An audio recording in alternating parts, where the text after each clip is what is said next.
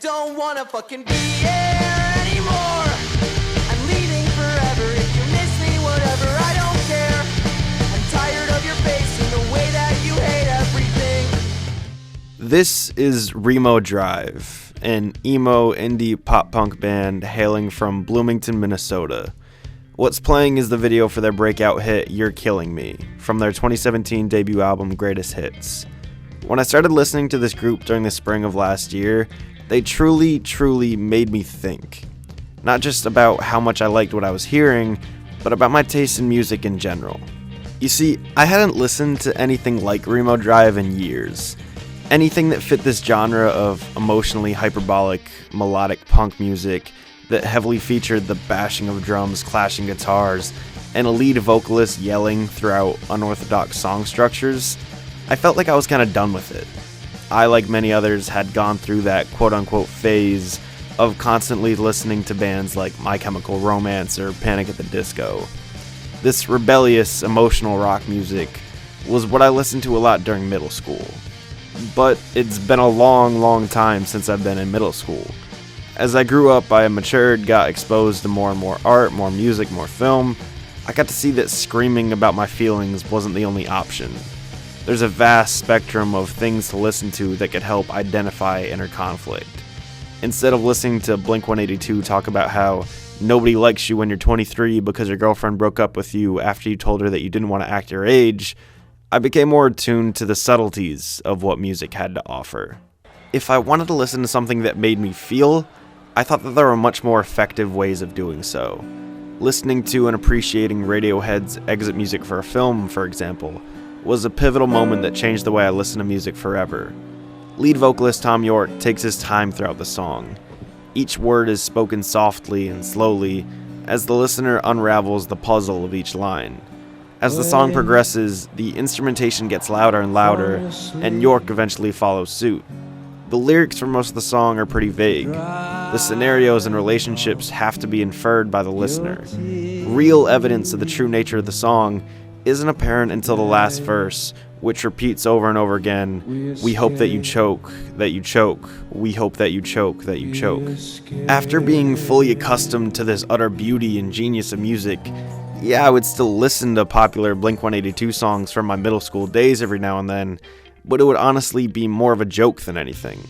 I would have a full playlist of stuff like Welcome to the Black Parade, I Write Sins Not Tragedies, and Thanks for the Memories, but there wouldn't be any real feeling attached to it.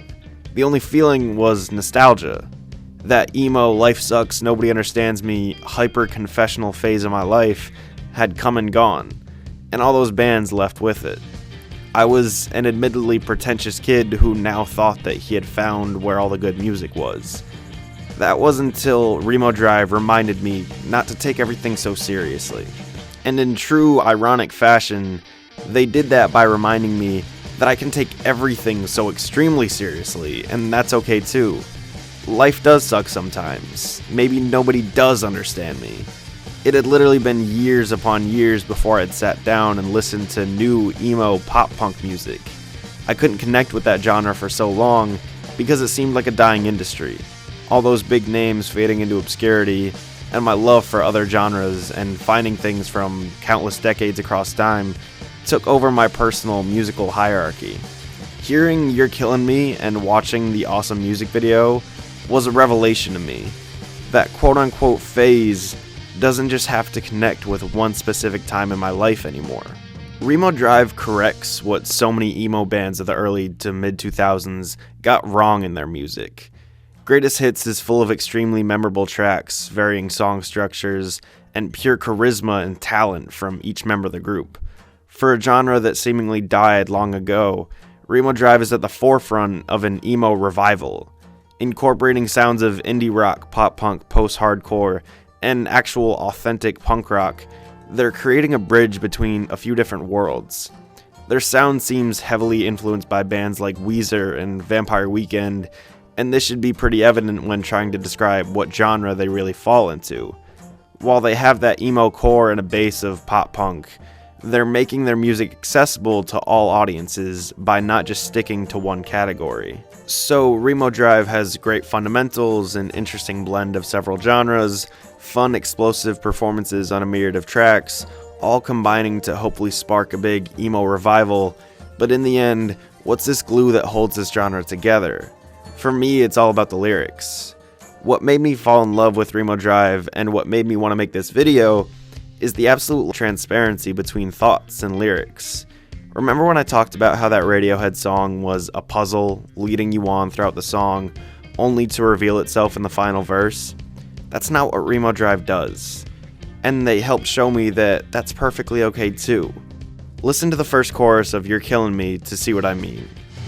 You make me want to start smoking cigarettes so I die slowly. Imagine a person so unbearable, so insufferable that you want to start smoking cigarettes, resulting in a slow death so you can eventually be away from that person. That is so dramatic, and I love everything about it. It's drama, but it's fun. It's turning an uncomfortable feeling into this existential dread and need for life to be over. Within these lyrics, for me at least, I can relate them to someone I may dislike, scream about the words, and enhance my feelings of anger and sadness into such hyperbole that I end up having fun. It's the emo way of having your cake and eating it too. These dramatic, overemphasized, confessional lyrics follow suit for the rest of the album. A track like Name Brand points a finger at expensive clothing designers and blames them for all the lead singer's insecurities. Art School is an erratic look at a failed relationship with a girl that was, quote, too cool for our writer. I'm My Own Doctor is a look at the lead singer trying to fix himself, whether it be with drugs or beauty products. All of these songs take relatively simple ideas and exaggerate them until that girl from Art School dumping you seems like it was the apocalypse. These songs show signs of anger and depression on paper, but somehow they still all come out so fun. So while it's okay to be pretentious sometimes and enjoy songs that you don't understand until the 10th listen, it's equally okay to express your emotions through vulgar, explicit, direct lyrics that repeat themselves multiple times throughout a 2.5-minute song. Remo Drive may just be the start of a new revolution, and I'm glad they reminded me how to have fun with drama.